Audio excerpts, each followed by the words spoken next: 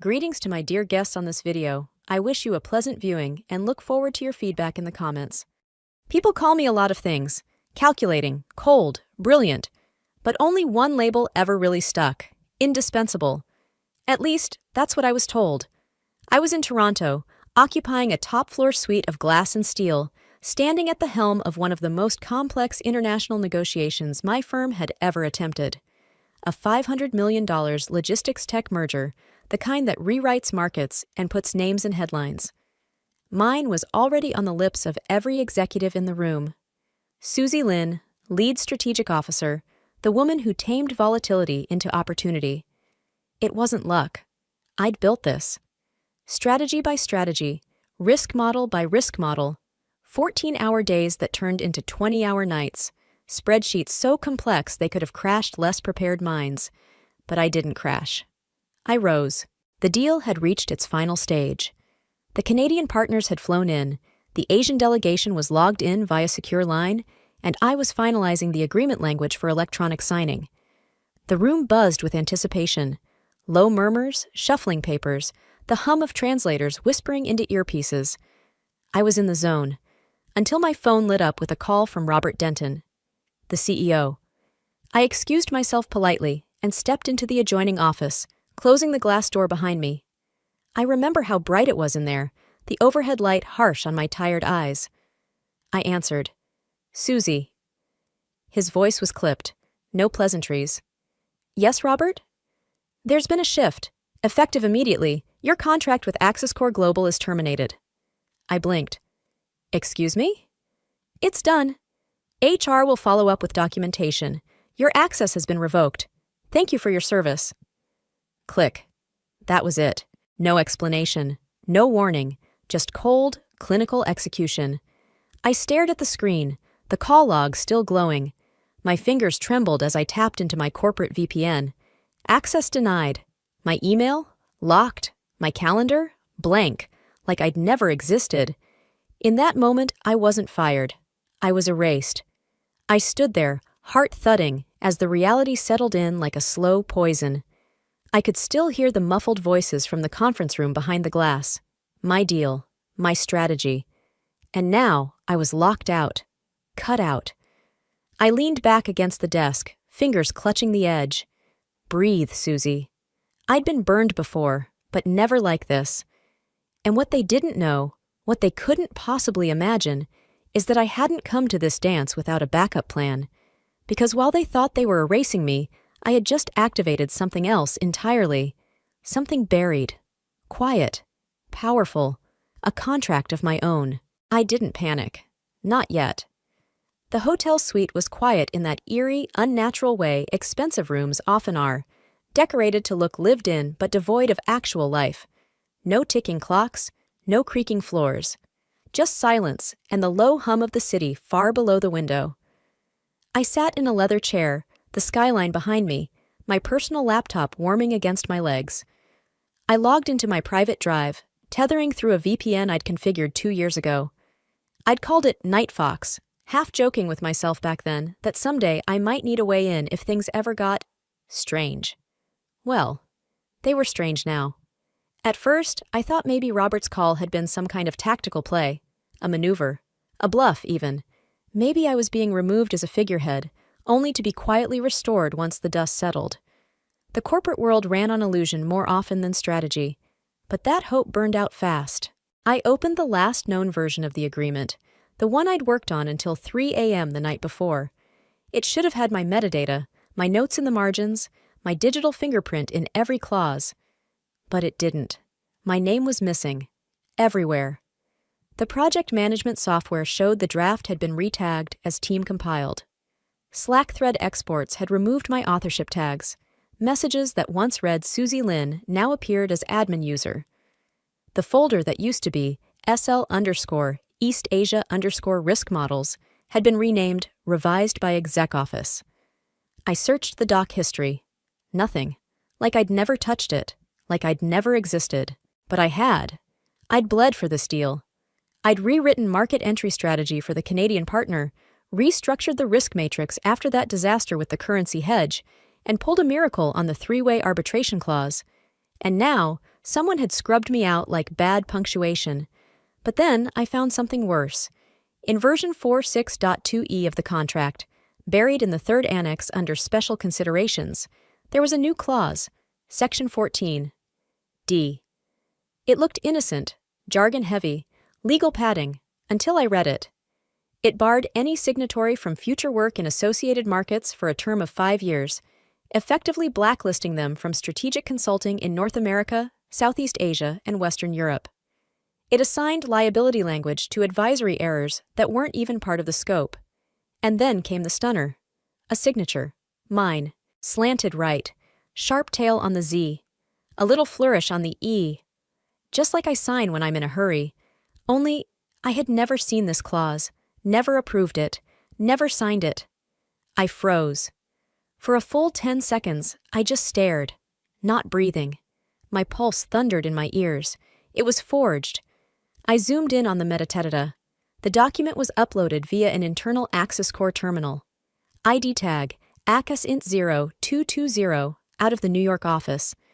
Time-stamped 1 hour after my firing. They didn't just terminate me, they manufactured a record in my name to tie me to their legal exposure. If anything went wrong, if the deal unraveled or the markets turned, they could blame me. My head spun. But slowly, that confusion hardened. This wasn't an accident. This was a purge. I stared out the window, watching a plane cut through the sky, leaving behind a white trail that vanished as quickly as it formed. I had been wiped out with the same efficiency. And yet, not completely. They forgot one thing.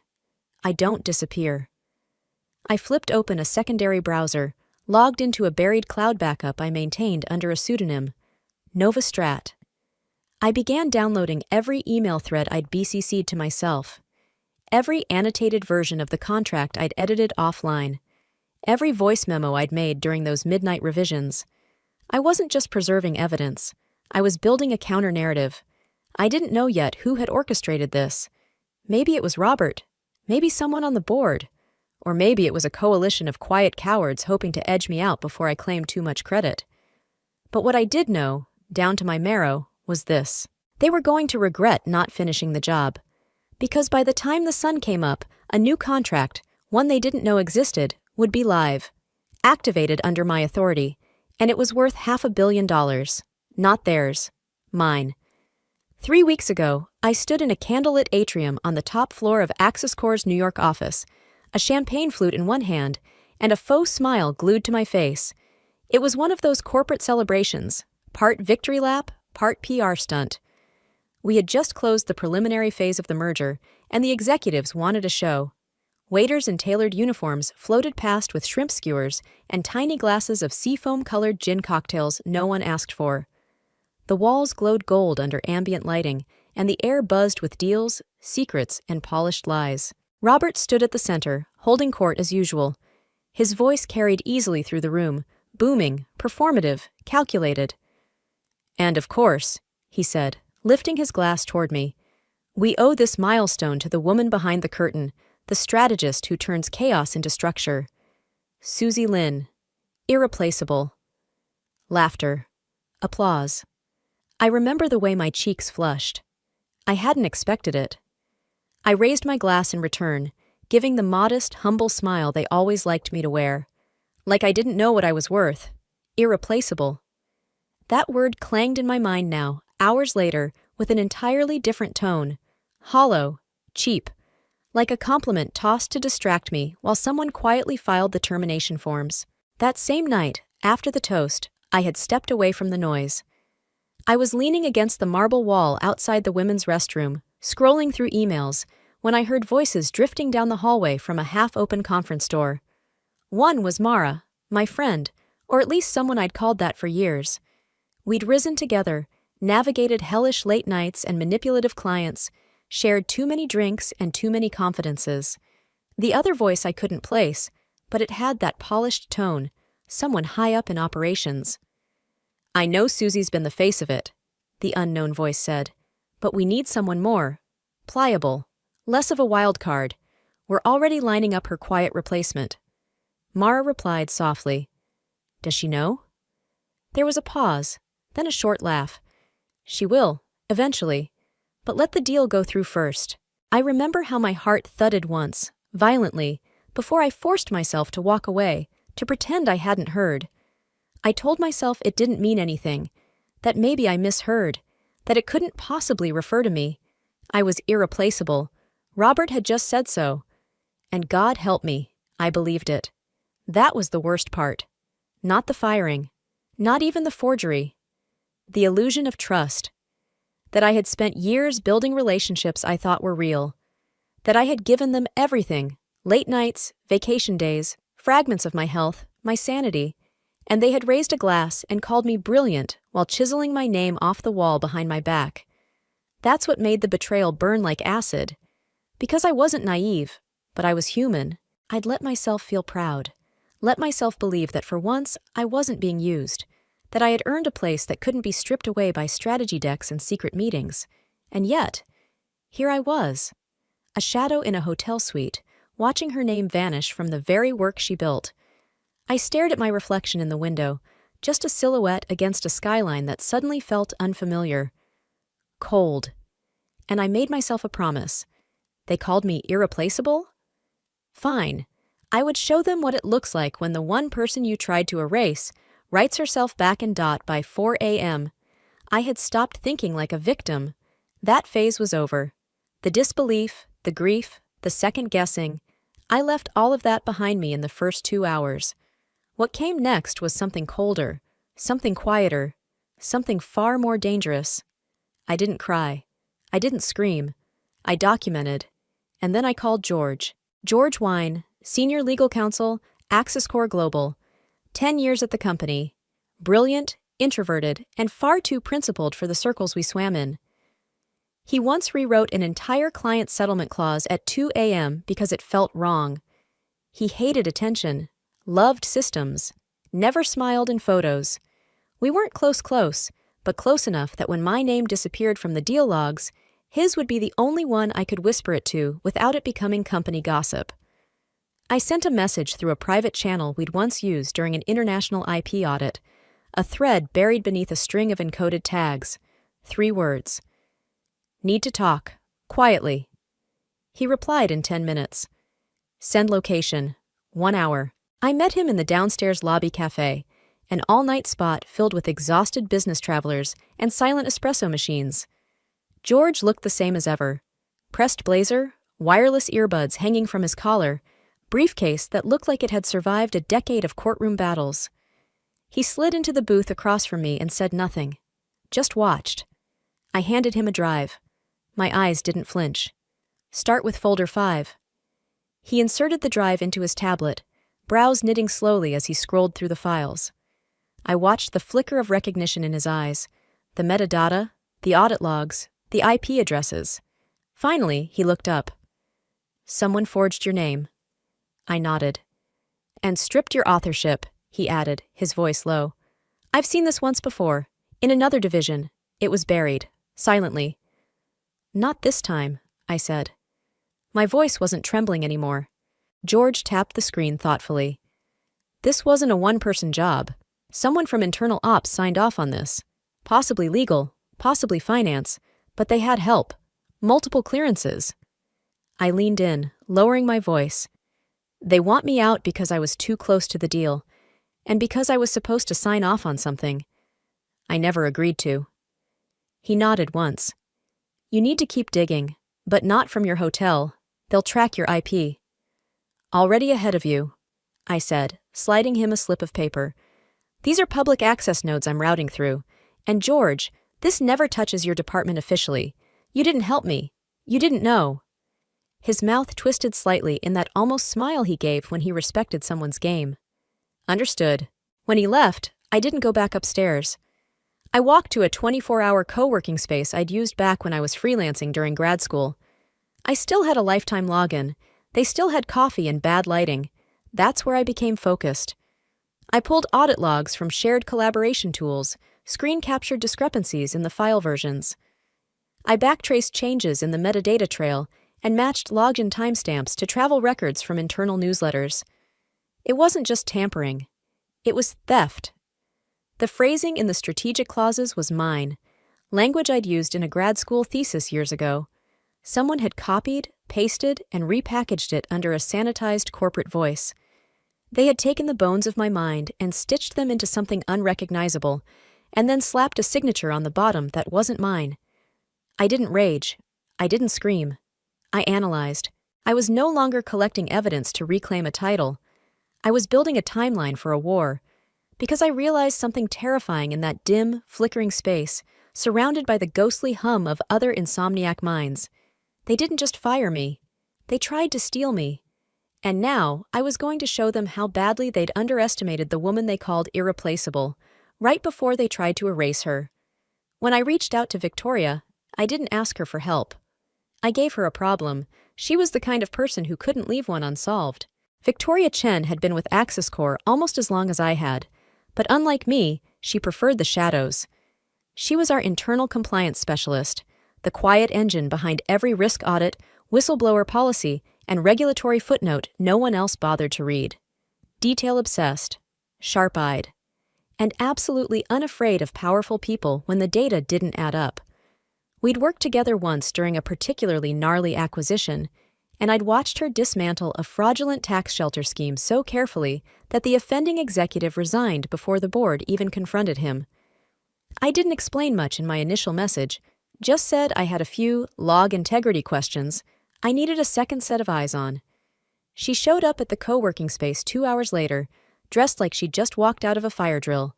Sneakers, jacket over one shoulder, coffee in one hand, laptop in the other. "Okay," she said, sliding into the seat next to me. "Tell me what I'm looking at." I walked her through the forged clause, the altered document logs, the signature. She didn't interrupt. She barely blinked, just nodded slowly and said, "Okay, let's start at the top." Within 20 minutes, she had her own screen up, sifting through the user audit trails from Axis Corps' shared document system. She pulled up the change history, the server ID logs, the admin-level edits. She was faster than me, more surgical. And then she paused. "Susie," she said, tapping a line of code, "look at this." The edit that added Section 14. D had been executed from a restricted terminal, one not connected to any of the common shared workstations. Its tag, AXC root VRM1. My heart skipped. Victoria zoomed in, decoding the routing path. "This one doesn't go through the standard firewall. It's air-gapped, meaning someone wanted this terminal off the books." I stared at her. She nodded slowly, eyes sharp. "CEO-level device." "Robert." Of course. It was too clean, too precise. This wasn't a case of legal sloppiness or a miscommunication between departments. Every change, every deletion, every forged version was part of a timeline that aligned perfectly with my exit, and a clause that benefited only the firm's upper brass. Victoria traced the edits further. "They didn't just replace your name. They simulated your phrasing style. See this?" She pulled up a document comparison algorithm. "The clause structure mimics your last revision exactly. They used your voice to make the forgery invisible." I said nothing, because I wasn't surprised, because somewhere deep down I already knew. Robert hadn't just fired me. He'd orchestrated the erasure of my authorship to remove risk from his own portfolio. That clause, Section 14. D, it was toxic. It shifted liability to signatories, shielded executive interests, and ensured that if the merger soured, I would be on the hook for exposure. And by forging my name, he'd made sure I'd have no recourse. Or so he thought. I sat back in the chair, breath calm, pulse steady. Victoria looked over at me. "This is damning." "Yes," I said, eyes locked on the screen. "It is." I didn't smile. I didn't gloat. Because what I had wasn't revenge. What I had now was proof. While Victoria ran forensic logs and compiled screenshots into a compliance-grade report, I leaned back and stared at the ceiling tiles, letting my mind drift, just briefly. Because 8 weeks ago, I had done something Robert would never have predicted. I created a company. On paper, it was nothing remarkable. A neutral third-party service vendor called Orion Integration Group Limited, registered in Alberta, Canada. Lean infrastructure. No permanent employees. just enough capital to make it look legitimate and enough paper trail to keep it invisible. But the ownership records? Encrypted and buried under a shell trust, which meant no one, no analyst, no lawyer, no executive, knew that I was its founder. I'd built Orion in the earliest phase of the negotiation when it became clear the deal would require a transitional holding entity to manage data warehousing and market entry logistics. The Asian delegation wanted neutrality. The Canadians wanted distance. Robert had waved it off with a bored, "Handle it." And so I did. The contract clause, buried on page 89, subsection 3, 2.7c, gave Orion temporary ownership over all new infrastructure deployed during the merger's transition phase: cloud systems, data nodes, payment rails. Until full legal absorption was finalized, Orion held the keys. And I held Orion. I remembered the exact moment I made that decision. It was a Wednesday night in March. I was working out of an airport lounge in Singapore, watching Robert lie through his teeth to a vendor on a conference call. I'd been pushing for clearer data protection language. He overruled me, telling the vendor, "Don't worry, we're all one team." That's when I knew. I needed a fallback. Not revenge, not leverage, just protection, a fail-safe. So I built one. And now, the irony was staggering. They'd fired me, forged my signature, cut off my access. But the servers, the pipeline, the staging environments, all of it was being run through Orion's licenses. Meaning if I flipped the internal authentication keys or revoked a specific endpoint, they'd lose control overnight. Not forever, but long enough for the Canadian side to panic, for the Asian delegation to start asking questions, for everything to unravel. And the best part? They didn't know. Not Robert, not legal, not finance. I had built Orion into the foundation of the merger like a steel beam behind drywall. Quiet, indispensable, hidden in plain sight. Victoria noticed my silence and glanced over. "You look dangerous." I smiled, just a little. "I'm just remembering something they forgot." She raised an eyebrow, curious. I didn't elaborate, because the time for secrets was almost over. And when they finally realized who Orion really was, it wouldn't just be a surprise. It would be checkmate. The moment I left the co-working space, I walked 5 blocks through the thinning dawn to a private terminal hub I'd used only once before, buried in the financial district, built for quiet operations and clean logins. No prying eyes. No corporate IT fingerprints. I sat in the stark, soundproof pod, palms flat against the touch sensor pad as the machine blinked to life. Accessing Orion Core environment. The screen glowed.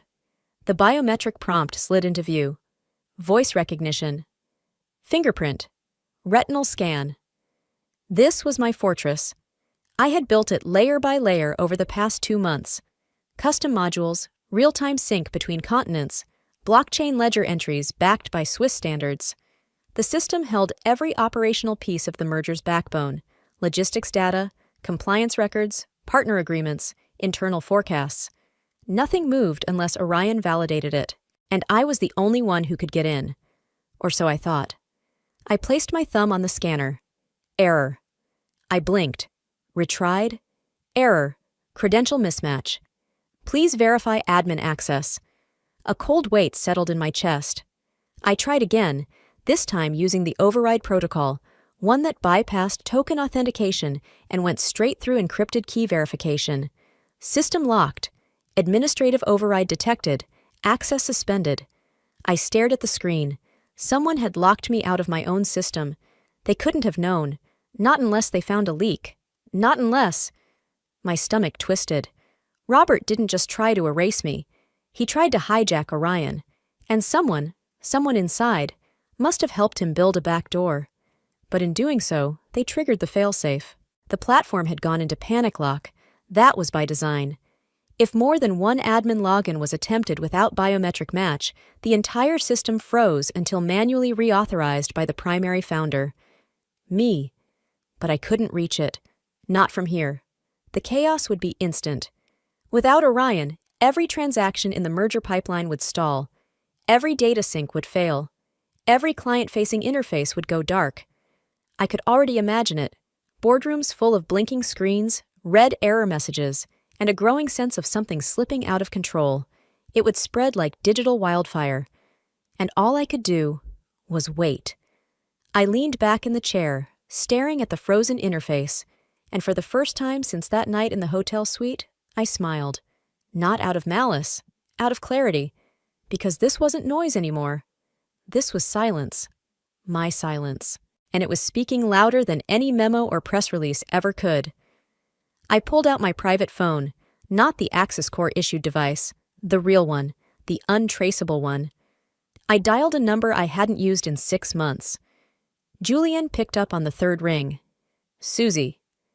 His voice still had that crisp Swiss cadence, calm, analytical, dangerous, in the right room. Julienne, I said evenly, tell me what they told you. A pause. They said you were reassigned, he replied. Transitioned to an internal role pending restructuring. Do you believe that? Another pause. Longer this time. I know you, he said. And I know your fingerprints are on every piece of this structure. The system's gone dark. They're panicking. And I'm guessing you're the only one who knows why. I said nothing. I want to believe you're still in control, Julian added, because if you're not, then we've all made a very expensive mistake. I exhaled slowly. What if I could prove that I never left, that the deal you negotiated is only alive because I kept it breathing in the background? Then, he said, we make a new deal. With you. Personally. My eyes locked on the screen. What's the offer? You sign as CEO of Orion. We shift the contract before the board finalizes the merger terms, but I need it by Monday morning. No delays. And Access Core? He didn't hesitate. Becomes irrelevant. I sat in silence. The system was frozen, the company was lying, and I was being offered the very thing they tried to steal from me. Not a title, the truth. I'll send the paperwork tonight, I said. Julian's voice was firm. Monday, Susie, or this dies. I know, I said, and I meant it. Because now, they didn't just underestimate me. They built their empire on a foundation with my name still hidden underneath it. And I was about to flip the entire thing over. By midnight, I was back inside. Not through the public hub, not through the frozen interface. They were compromised. I didn't trust them anymore. Instead, I used the old root key buried on a cold storage drive I'd hidden years ago in a deposit box under a different name. I decrypted the chain manually, validated my biometric credentials with the original enrollment video, and accessed Orion's backend through a hard-coded fallback node embedded in a test environment. It wasn't fast, it wasn't sleek, but it worked. The moment I logged in, the platform lit up like a breath held too long finally being released. System stabilized, access restored, logs rebuilt, and I rewrote the rules. I reinforced encryption on the admin shell, deleted every unauthorized credential, then shut down API sync with Access Core's network entirely. From this moment on, the company that thought it owned everything no longer had access to anything. Not the databases, not the models, not even the loading screens. They were locked out. And I was in full control. And that's when the second attack began. Not digital, not silent, public. By 9 a.m., the articles were already circulating. Headlines wrapped in polite vagueness, but sharpened like scalpels. Key strategist Susie Lin quietly departed from Access Core amid ongoing internal review. Anonymous sources raise concerns over project integrity and data ownership. Merger undermined by irregularities. Sources point to internal conflict. No quotes. No evidence, just a slow, careful smear campaign, designed to plant doubt, to suggest I had stolen something, breached something, sabotaged something. Of course, I hadn't, but they weren't trying to win a case. They were trying to muddy the narrative. Make it so that when I emerged on Monday, people wouldn't know what to believe. But here's the thing about lies whispered in public. They're fragile when you're silent. I didn't respond. No tweets, no statements, no rebuttals, and that silence did something they didn't expect. It left a vacuum, and into that vacuum rushed the truth. First, it was a Slack message screenshot, shared anonymously on Twitter by an old colleague. My name on a strategy doc, the timestamp, the edits. The unmistakable evidence that I'd been the mind behind the architecture they were now pretending to disown. Then came the emails, redacted but unmistakable, forwarded to journalists, shared quietly in private discords. Then came the LinkedIn posts, people I'd worked with, respected, mentored. I was in the room when Susie saved that deal. Don't let the silence fool you. She trained half the department. If there's a system still running at AccessCore, it's because she built it. I've seen the contracts. I know what she signed, and what she didn't. Each message was small, each post quiet. But together, they roared. The louder the company pushed their half-truths, the louder my silence became. Not because I was hiding, but because the truth didn't need a microphone. It had already gone viral. People began digging, investigating, debunking the anonymous claims. It backfired. By Friday evening, I received a message from a journalist at one of the top finance publications. "Off the record," she wrote, "we've seen the evidence. You don't need to speak. They already said too much." I stared at the screen for a long moment. They thought erasing me would be easy, that controlling the narrative meant owning the truth. But they forgot that silence isn't submission. Sometimes it's strategy. And when Monday comes, my signature won't just be on a new contract. It will be on the grave of every lie they tried to bury me with. The clock in my apartment clicked softly as the city below stirred in its pre-dawn hush. A single lamp cast light over the oak table where my laptop sat open. The contract pulled up in a secure DocuSign interface. I read it again, line by line, though I already knew every word by heart. At 6:01 a.m., I clicked sign. Just like that, it was done, a quiet gesture. No confetti, no applause. Just a legally binding agreement between Orion Integration Group Limited and the primary foreign partner, the client who, up until now, had been tethered to AccessCore. But not anymore. Because now it was official.